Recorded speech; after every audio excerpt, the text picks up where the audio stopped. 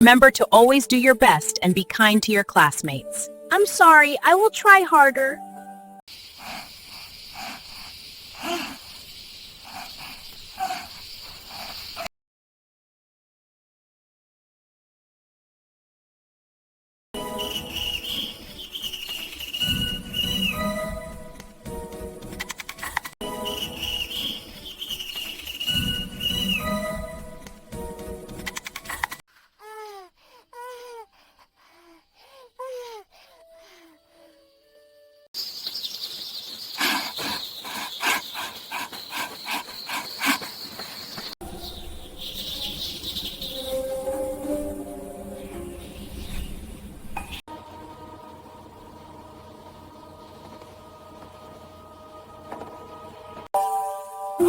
I'm sorry, but you'll have to come with me.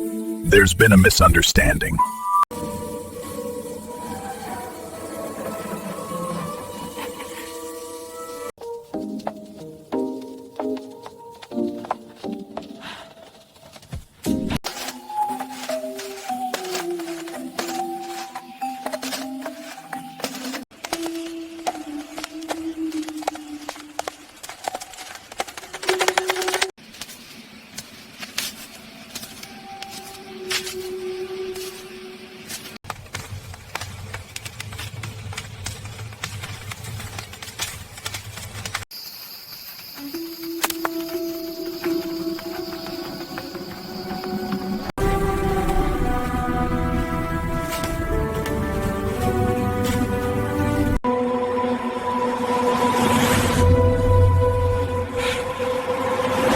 Hey, it's happening! It's waking up!